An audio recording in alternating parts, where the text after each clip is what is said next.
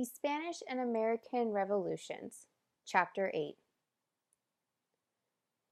They were inspired by North American, French, and Haitian revolutions. Intellectuals had become familiar with ideas from the European Enlightenment. They became increasingly upset. Trade restrictions could only trade with the motherland. There was also high taxes that they had to pay, rigid colonial social structure that limited rights and privileges for many. It took the Spanish American colonies much longer to mobilize and move toward revolution than the colonies of North America, because it had little tradition of self-government, and societies had much more authoritarian and were divided by class. Latin Americans took action and started working together towards independence when Napoleon invaded Spain and Portugal in 1808. Royal authority in disarray, now would be the time to gain independence. Almost every Spanish American colony had achieved independence by 1826. The struggle for Latin American independence was lengthy because these societies were so conflicted and divided by class, race, and region. There was also internal violent conflict as they broke out with fighting against the Spanish rule simultaneously. In 1810, Miguel Hidalgo and José Morales led the fight against Spanish rule in Mexico. They also led a peasant insurrection and believed revolt was the only way to achieve their two goals for Mexico: political freedom and the end of slavery and improved living conditions for Mexico's poor.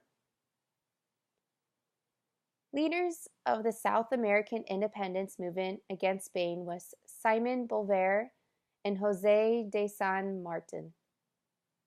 Bolivar's nickname was the Liberator. He started revolts in 1810, and by 1826 they had liberated all of South America.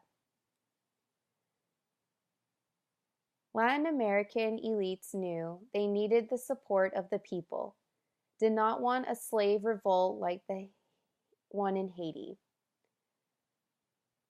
They looked for nativism, grouped all those born in Americas as Americanos, had the enemy, which was those born in Spain and Portugal. People of color enticed with promises and freedoms, social advancement, and the end of legal restrictions. Few promises actually kept. The Spanish colonies did not unite like the North American ones. No United States of Latin America. Why not? Well, there were sharp decisions along lines of race, class, and ideology that still remained. Geographic obstacles prevented effective communication,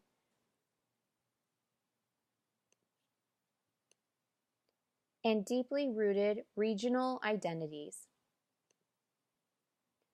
Problems after independence. The geography of Central and South America made transportation and communication difficult, which stalled trade and economic growth. The Spanish and Portuguese rule left the Latin Americans with no clue about how to run their own governments peacefully and democratically. Independence didn't bring about changes in social conditions. There was still a huge gap between the rich and the poor. The abolition of slavery. In 1780 and to 1890, the slavery lost its legitimacy and was largely ended. Multiple strands of anti-slavery thinking. Secular, where slavery is a violation of natural rights and the ideas of liberty and equality. Religious, where slavery is immoral and crime in the sight of God. Economic, where slavery is not necessary for economic progress, and countries can be successful with paid labor.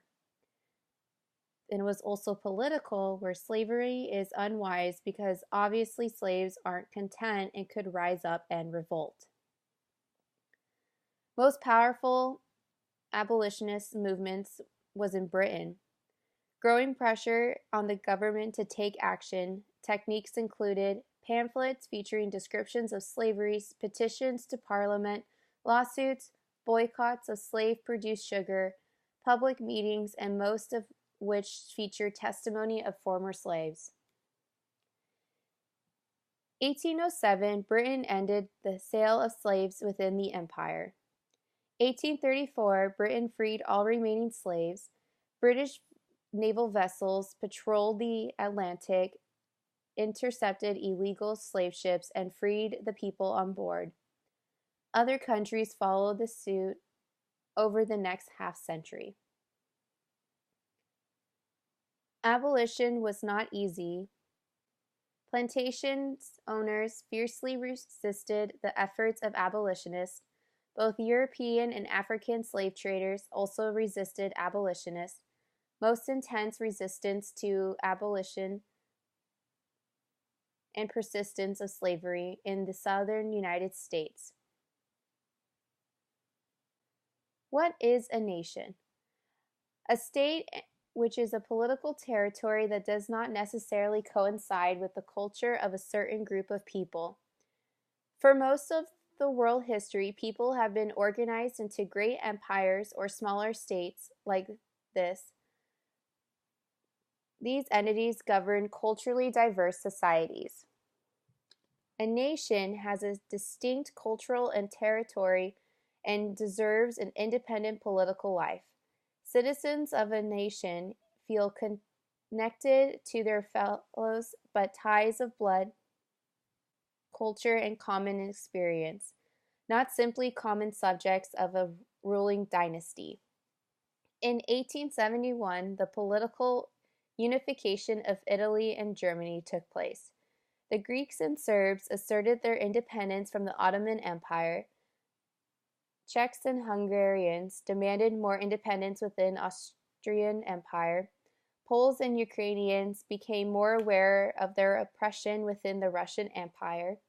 The Irish sought separation from Great Britain. European Jews sought a homeland in Palestine. Results of nationalism. Intensified rivalries between European states fueled a highly competitive drive for colonies in Asia and Africa, one of the leading causes of World War I. Civic nationalism. The nation is a particular territory, and people of various cultural backgrounds can assimilate into dominant culture. Other versions were defined by racial terms which excluded those who did not share common ancestry.